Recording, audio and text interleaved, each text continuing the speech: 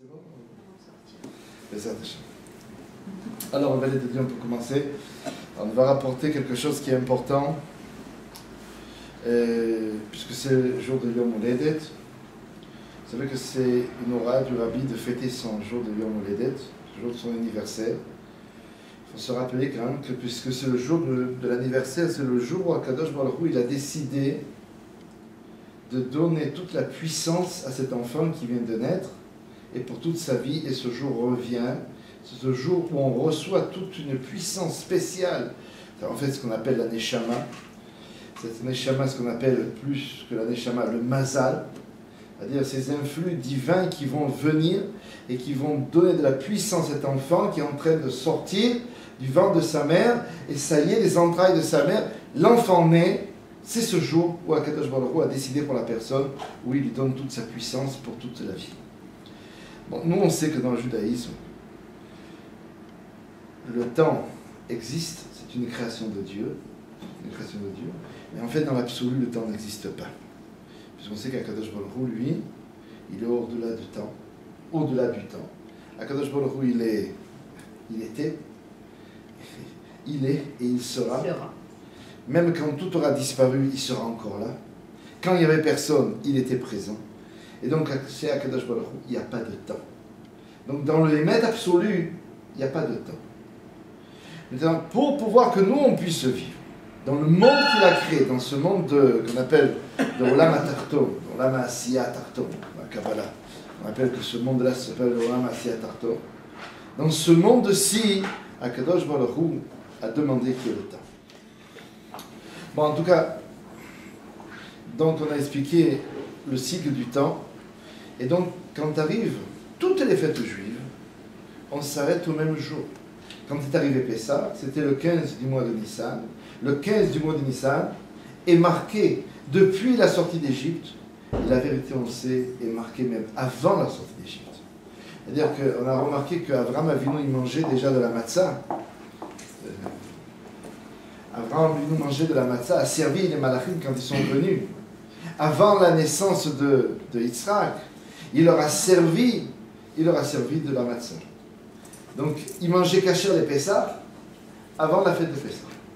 Ah, comment c'est possible de manger kasher les Pessah avant la fête de Pessah? Puisqu'on n'est pas encore sorti d'Égypte, on ne sait pas ce que c'est que les matzot. Le pain azim, on ne sait pas ce que c'est. Voici le pain de misère que mangeaient nos ancêtres en Égypte. On ne va pas savoir qu'est-ce que c'est.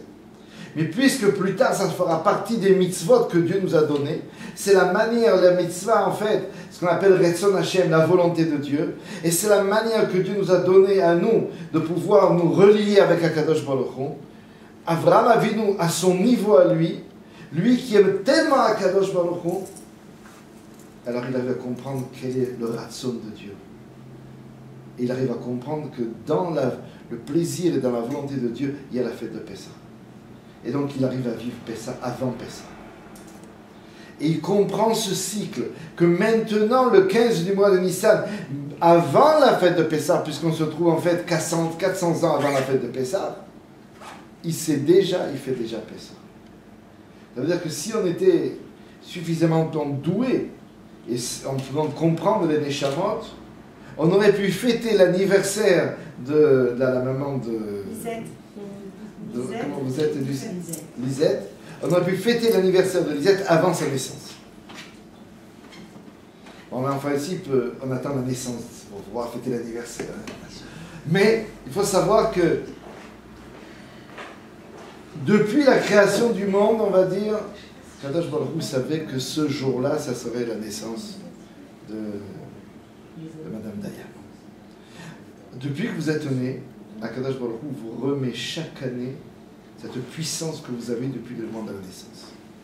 Ce qu'on appelle que le Mazal Gover. C'est-à-dire quoi le Mazal? Le Mazal, c'est cette influence que Dieu donne depuis qu'il s'est à Kavod, et ce sera votre Neshama, ça sera notre Neshama, ce qu'on appelle le Mazal, et qui va donner cette puissance, et pour toute l'année de nouveau il la redonne. Maintenant, il faut savoir que chez Akadosh Baruch Hu, il y a toujours la puissance de Chesed et la puissance de Gvura. Le monde, il y tient comme ça, en équilibre, entre le chesed d'Akadosh Baruch Hu et la gvura. Par rapport au chesed de Dieu, c'est un shefa qui vient, qui descend. Qu'est-ce que c'est que les gvurot? C'est les portes qui se ferment. Le chesed, il est là, les portes sont fermées. Il peut avoir mille raisons. Du côté de Dieu, il n'y a que du chesed. Dieu, il veut toujours que donner. C'est le propre de Dieu. Le monde que Dieu il a créé, c'est un monde de chesed. Olam chesed ibani. Akadosh Baruch Hu, il a créé que ce monde du chesed. Mais, parfois, nous, on n'est pas capable de recevoir ce chesed.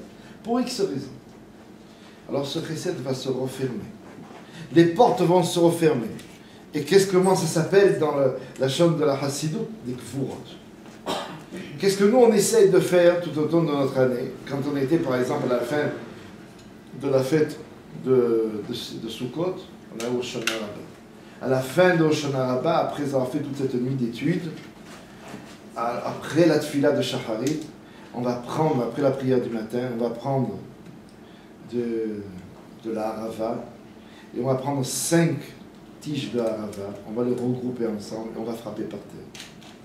On dit que c'est 5 gvurot qui existent dans le monde, et on essaye d'enlever toutes les gvurot possibles, imaginables, qui passent par ce symbole de la harava. Pourquoi la harava? Parce que la harava, comme on nous explique, c'est que celui qui représente celui qui n'a pas de Torah, celui qui n'a pas de mitzvot, et celui qui n'a pas de goût en fait, et celui qui n'a pas de goût, qui n'a pas de douceur, qui n'a pas de raison d'être, ni de goût, ni de ta'am, il n'a pas de bonnes odeurs, c'est la harava. Et alors on prend ces gvurot et on va les frapper par terre. Donc, qu'est-ce que nous on fait ce soir? Et c'est pour ça que le rabbi a demandé de fêter son anniversaire. Et c'est un rapport direct avec la période dans laquelle on passe, cette période qui est tellement près de la Géoula. On va expliquer dans un instant. On réunit ses amis. Le jour de l'anniversaire, on réunit ses amis. Alors qu'est-ce que ça va faire? Alors on a réuni ses amis, on peut les réunir aussi un autre jour. Mais la brioute, vous pouvez réunir aussi vos amis un autre jour. Mais sachez une chose. Quand on réunit ses amis le jour de son anniversaire, le propre de nos amis, c'est que si jamais Akadosh Baruch Hu avait prévu pour vous des gvurot, ça veut dire que des portes qui vont se refermer à son chesed, ici, vous toutes, vous êtes là pour les ouvrir. Quand on va bénir la personne, quand on va dire les chaim, Lisette. Mazal Tov, Lisette. Que Dieu te donne une bonne santé toute l'année. Que Dieu te donne de bonnes choses. Beaucoup de joie. Amen. Le bonheur, la santé, la santé. C'est la santé pour tout le monde. Et la paix dans ce pays. Amen.